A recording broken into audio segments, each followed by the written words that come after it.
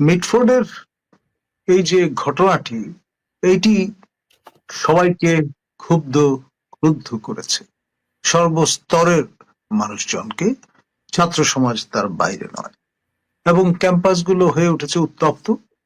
আপনার সর্বত্র আপনার যে স্লোগানটি আপনি দিলেন সেটি ধ্বনিত হচ্ছে, লীগ গেছে যে পথে, দল যাবে সেই পথে।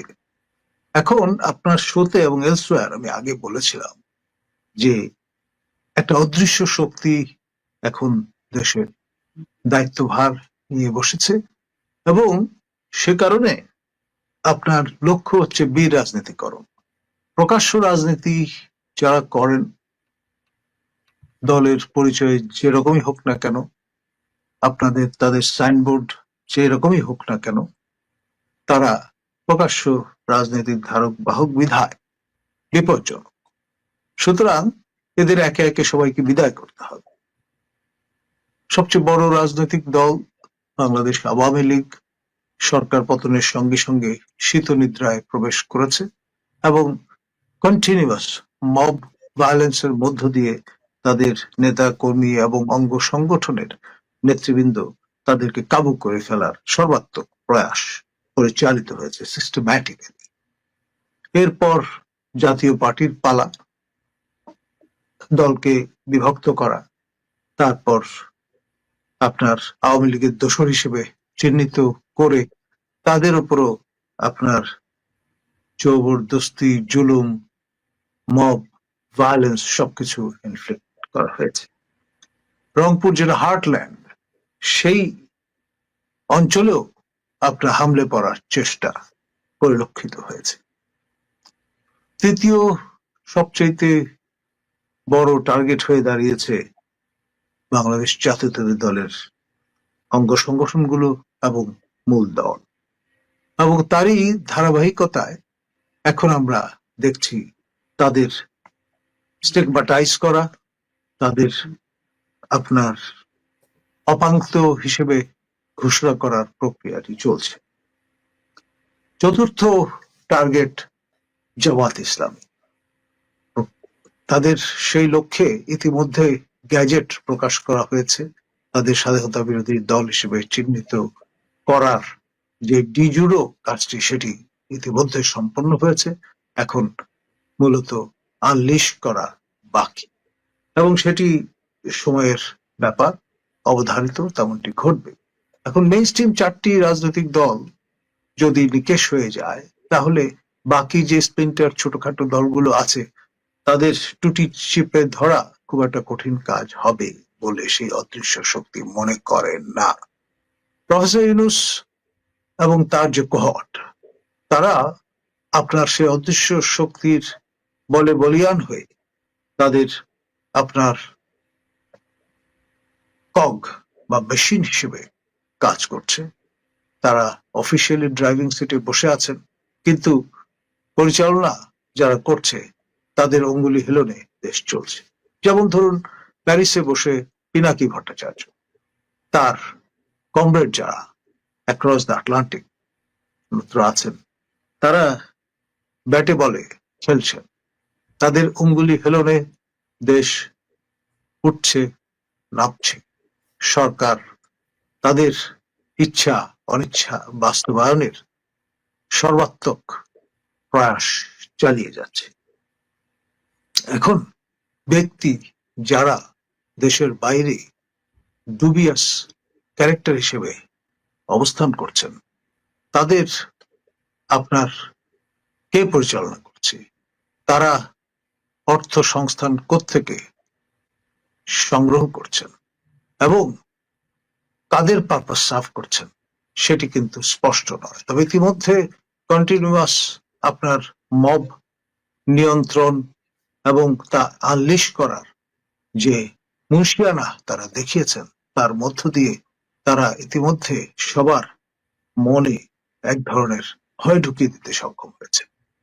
এবং মজার ব্যাপার হচ্ছে যে বাঙালি সবসময় দ্রোহের বন্যী শিখায় চলে উঠেছে এবং সেভাবে দৃঢ় কণ্ঠে উচ্চকিত হয়েছে, এখন এই 11 মাস কন্টিনিউয়াস ব্যাশিং এর মধ্য দিয়ে সেই বাঙালি কেউ যদি আপনার উচ্চকিত হয়, তাকে বরং সবাই মিলে সামাজিকভাবে সাবধান করবার চেষ্টা করে ওয়েল উইশার সেজে, এবং তাকে আড়ালে আবডালে চলে যাওয়ার জন্য অনুপ্রাণিত করে, which is really unfortunate.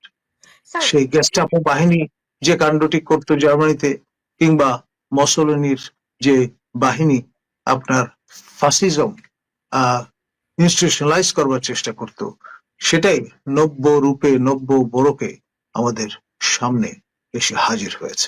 ধন্যবাদ। স্যার স্যার আপনি আমাকে একটু বলুন, আজকে রাতটি বিভিন্ন শিক্ষা প্রতিষ্ঠানে কেমন কাটছে এইটুকু একটু বলুন, কারণ আমরা জানতে পেরেছি যে বিভিন্ন জায়গায় বিক্ষোভ হচ্ছে, সেই বিক্ষোভটি মেটিকুলাসলি ডিজাইনে হচ্ছে কিনা। ডেফিনেটলি মেটিকুলাস ডিজাইনের অংশ এটি। আপনার স্বতঃস্ফূর্ত ভাবে এটি উৎসরিত হয়েছে, তেমনটি সপ্রমাণের চেষ্টা আছে, এবং অনেকটা যেরকম আমরা জুলাই অগাস্টে ক্যাম্পাসগুলোকে উত্তাল হতে দেখেছি, ঠিক সেই কায়দায় আপনার পরিচালনার চেষ্টা চলছে। এখন ধরুন, তরুণ সচেতন মননকে কাজে লাগানোর ফন্দি ফিকিরের কোনো ছল চাতুরির কোনো অভাব তো ওই অদৃশ্য শক্তির নেই। তারা অ্যারোগেন্স অফ ইউথ কাজে লাগিয়ে আবারও একটি লক্ষ্যে উপনীত হতে চাচ্ছে। আর আপনার রাজনৈতিক ভাবে যেহেতু মোকাবেলা করা অসম্ভব রাজনৈতিক শক্তিকে, সেই জন্য আইসোলেট করে একে একে আপনার স্টিগমাটাইজ করে তাদেরকে আপনার অপাঙ্ক্ত হিসেবে পরিগণিত করবার জোর চেষ্টা পরিলক্ষিত হচ্ছে। জি, মানে ডিভাইড অ্যান্ড রুল ব্রিটিশরা যেমনটি করেছিল, জি, ফলে তারা দীর্ঘদিন শাসন করতে পারে। এখনো আমরা তাই দেখছি। ধরেন আওয়ামী লীগ বিতাড়িত হয়েছে, জাতীয় পার্টিকে কোণঠাসা করে বিতরণের দ্বার প্রান্তে বিতাড়িতই তারা বলা চলে। এখন বিএনপি আমরা দেখেছি গত 11 মাসে যত রকমের মব ভায়োলেন্স হয়েছে, এর অধিকাংশই আমি বলবো 90% ভায়োলেন্স বিএনপি করেছে। এই যে কালকে যে পুরনো ঢাকায় যে ব্যবসায়ীকে পিটিয়ে মানে হত্যা করা হয়েছে, মাথা থেতলে বিভৎস, আমি ওই বর্ণনাগুলো দিতে চাচ্ছি না, হত্যা করা হয়েছে, সেটি বিএনপির নেতা করেছে। এর আগেও অনেকগুলো ঘটনা, মব লিঞ্চিং এর বেশিরভাগ ঘটনাই বিএনপি ঘটিয়েছে, বিএনপির নেতৃত্বে হয়েছে। এখন বিএনপি থেকে রাজনৈতিক দল, তারা এই মবতন্ত্রে গেল কেন? দেখুন, মবতন্ত্র তাদের আবিষ্কার নয়। তাদের নামাবলী পড়ে, তাদের পরিচয় ব্যবহার করে কিছু লোক ভিন্নভাবে আপনার পরিচালিত হয়েছে, এবং সকল নির্দেশনা এসছে প্যারিস থেকে, এবং এটা খুব সিস্টেম্যাটিক্যালি একবার সর্বত্র সকল পর্যায়ে নিশ্চিত করার ব্যবস্থা হয়েছে। এবং আপনার ভুলিয়ে ভালিয়ে রাখবার চিন্তা থেকে আনুষ্ঠানিকভাবে ঘোষণা করা হয়েছে দলের প্রধানকে রাষ্ট্রপতি তারা করতে চান। আবার মনে মনে ঠিক করে রেখেছেন যে না, আমার দেশের যিনি সম্মানীয় সম্পাদক, তাকে অর্থাৎ মাহমুদুর রহমানকেই মূলত সেখানে সংস্থাপন করা হবে, ব্যবহার করা হবে খালেদা জিয়ার নাম, সাবেক মাননীয় প্রধানমন্ত্রী। এই যে আপনার কায়দা করে গুড হিউমারে রাখা একটা সার্টেন স্টেজ পর্যন্ত, তারপর আপনার স্টিগমাটাইজ করে আপনার বিস্মৃতির অতলে তলিয়ে দেবার যে প্রচেষ্টা, সেটি আপনার প্যারিস থেকেই মূলত আমরা দেখেছি পরিচালিত হতে। এখন যেই শহরটি ইউরোপের সাংস্কৃতিক ক্যাপিটাল বলে পরিচিত, সুসভ্য সংস্কৃতির আধার পীঠস্থান, সেইখানে বসে আপনার একেবারে সেই জোয়ান অফ আর্ককে যেভাবে মেরে ফেলা হয়েছিল স্টিগমাটাইজ করে, সেই একই কায়দায় 21st সেঞ্চুরিতে ঢাকা, তার আশপাশে এবং দেশের সর্বত্র তা বিপণনের চেষ্টা চলছে, এবং আমরা নির্বিকার ভাবে সেটা দেখছি। জি স্যার, এটা এটা আমি আমি আরেকটুখানি সুনির্দিষ্ট করে আপনার কাছে আসি। আপনি বলছেন যে বিএনপির নাম ব্যবহার করে এই মব কালচার বা মবতন্ত্র চলছে, আমি বলি জঙ্গলিপনা চলছে, জঙ্গলি এরা। তো বিএনপির নাম ব্যবহার করে মানে কি? আমরা এখন যেই যেই পুরান ঢাকার ব্যবসায়ীকে যে হত্যা করেছে সে বিএনপির কমিটিতে আছে, বিভিন্ন জায়গায় সাংগঠনিক পদে বিএনপির বিভিন্ন পদে আছে। এরকম ব্যক্তিদেরকে আমরা মবের সঙ্গে, মবতন্ত্রের সঙ্গে দেখছি, বিভিন্ন জায়গায় এই ঘটনাগুলো ঘটাচ্ছে। আমি যদি একটু পুরনো রেফারেন্সটি টানি, আমরা ধরেন সার্জিস আলমকে দেখেছিলাম ছাত্রলীগের নেতা হিসেবে। আমরা যেমন আরো কয়েকজনকে দেখেছি শিবির কর্মীকে ছাত্রলীগের অভ্যন্তরে বিভিন্ন কমিটিতেও তারা ছিল।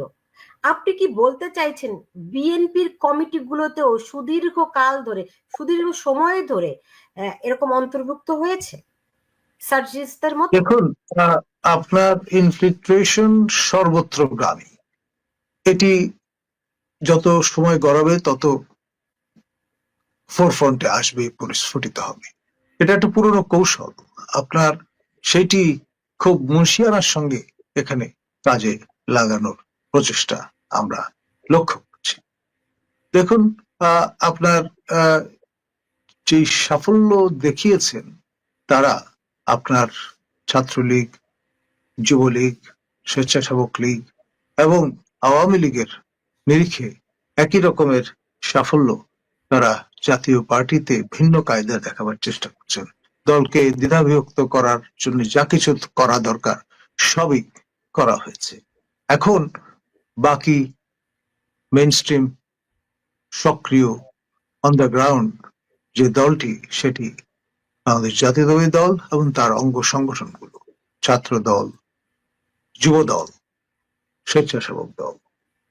সম্প্রতি চট্টগ্রামে বোরখা পরে একজন যুবদল নেতাকে নৃশংসভাবে হত্যা করা হয়েছে। এখন এই যে আরেকটি ফেজ, সিলেক্টিভ কালিং এর ফেজ, সেটিও প্রয়োজনে তারা ইনফ্লিক্ট আপন করবে।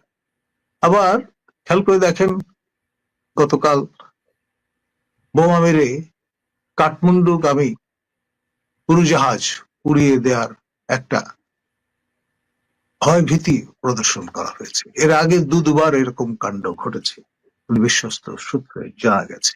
ফলে নানান কায়দায় নানান ভাবে আপনার মিসগাইড করা, বিভ্রান্ত করা, তার প্রক্রিয়া সুচতুর ভাবে কার্যকর করার পলিসি পার্সু করা হচ্ছে। এখন প্রতিষ্ঠান হিসেবে পুলিশ বাহিনীর মেরুদণ্ড ভেঙে গেছে, তারা মনোবল হারিয়ে ফেলেছেন। ফলে আপনার এই যে কাউন্টারাক্ট করা, সেটিও করার দেখবার মতো কোনো লোকজন নেই। সীমান্ত রক্ষী বাহিনী, বিজিবির কাজ হচ্ছে সীমান্ত রক্ষা করা। দেশের অভ্যন্তরের ইনেট টু সিভিল পাওয়ার কখনো কখনো তাদের নিয়োজিত করা হচ্ছে, কিন্তু এটি তাদের রেগুলার কাজ নয়। সশস্ত্র বাহিনী ম্যাজিস্ট্রেসি ক্ষমতা নিয়ে আছেন মাঠে, এবং তারাও কিন্তু ইন এ ওয়ে এক্সস্টেড। কারণ একদিন দুদিন নয়, 1 মাস নয়, 11 মাস পার করে দেয়া হয়েছে। আর এটা 18 মাসের বেশি তারা এই ভূমিকায় থাকতে চান না, সেটা মাননীয় সেনাপ্রধান সবাইকে জানান দিয়েছেন। কিন্তু কে শোনে তার কথা? সেনা প্রধানের মুখ নিঃসৃত যে জবান, সেটিকে আপনার অকার্যকর করবার জন্য যা যা করা দরকার সেরকম ঘোষণাই দেয়া হয়েছে। আপনার শফিক মহোদয় বলেছেন জুনে নির্বাচন হবে। আবার সবাইকে বিভ্রান্তির নতুন মোড়কে যাতে জব্দ করা যায় সেই জন্য বলেছেন, মাননীয় প্রধান উপদেষ্টা তাকে নির্দেশ দিয়েছেন সকলকে জানান দিতে যে ডিসেম্বরের মধ্যে স্বরাষ্ট্র মন্ত্রণালয়ের যারা ফাংশনারি আছেন তাদের প্রস্তুত থাকতে বলা হয়েছে। তো এই তালবাহানা, এই তামাশা কেন? কারণ নির্বাচন হচ্ছে চিমেরা, অর্থাৎ মরীচিকার মতো একটা বিষয়। যত কাছে যাবেন তত দূরে চলে যাবে। সেইভাবেই প্যাকেজিংটা করেছেন আমাদের মাননীয় প্রধান উপদেষ্টার যে টিম